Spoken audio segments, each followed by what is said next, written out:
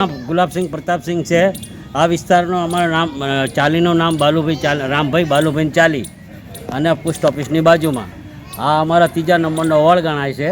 અને અહીંયા અમારા કોઈ કાઉન્સિલરો કે અમારા બાજુના બી કાઉન્સિલરો કોઈ અહીંયા આવ્યા નથી, મ્યુનિસિપાલિટી કોઈ આવ્યું નથી। તે છતાંય અમારે અહીંયા શેઠે બી કંઈ સગવડ એવી કરી નથી। બધા પાણીમાં હવના ઘરોમાં પાણીમાં પડ્યા, કેટલા ઘર ખાલી કરીને જતા રહ્યા છે। કેટલા મકાનો છે અહીંયા ટોટલ 30 મકાનો છે, 30 થી 40 મકાનો છે। તો વરસાદ રહી ગયો તો આ પાણી ક્યાંથી આવ્યું હતું? આ પાણી ક્યાંથી આવ્યું તો અમને ખબર નહીં, પણ પાણી અહીંયા અમારું નાળું છે, નાળા હોતી અહીં પાણી આવે છે। અને અમારા ધારાસભ્ય બી અમારે આની બાજુ કે કોઈ નજર કરી નથી જો, અને કોઈ મ્યુનિસિપાલિટીના કે કોઈ અધિકારીઓ કોઈ આની બાજુ આવ્યા નથી। અને અમારા ચારે બધાના ઘરોમાં પાણી જ પાણી છે, અને કોઈ ખાવા પીવાનો કે કશો બંદોબસ્ત કોઈએ કર્યો નથી। મારું નામ સરોજબેન છે, રામભાઈ બાલુભાઈની ચાલી છે, પોસ્ટ ઓફિસની બાજુમાં રહીએ છીએ। પાણી બહારનું આવીને અમારી ચાલીમાં ભરાઈ ગયું છે। અમે ક્યાં જઈએ? અમારા ઘરમાં જ ઘર આધીએ છીએ, ખાટલામાં બેસીને।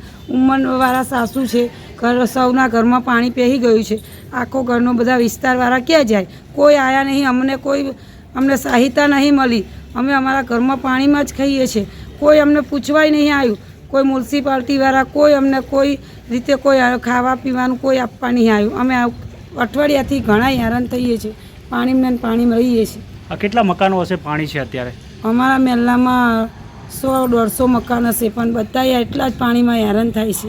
અને બધા મકાનમાં બચારા પાણીમાં ઘરમાં ખાટલામાં બેસીને ખાઈ પીવે, હોય કે ના હોય, પણ રોતીને ખાઈ પીવે, બચારા ભૂખ્યા બેસી રહે, બાપડા ચો જાય। બતાવો કે આટલા વર્ષના ઉંમરના માજીને ચા લઈને જવું અમારે? આયના ભાઈ અહીં બોલ ને, આ એક ભાઈ આવું ના હોય।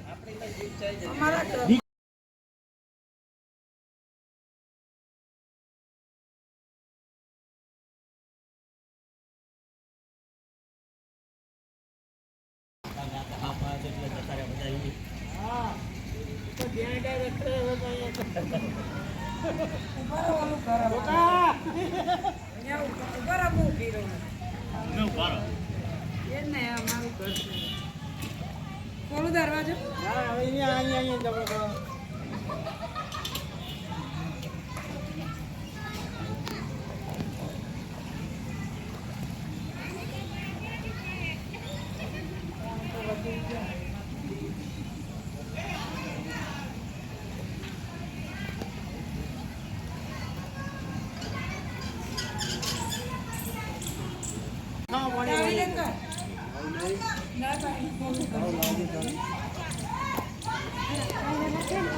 બેઠું પાણી આવ્યું હતું, આ વરસાદનું નહીં પાણી આવ્યું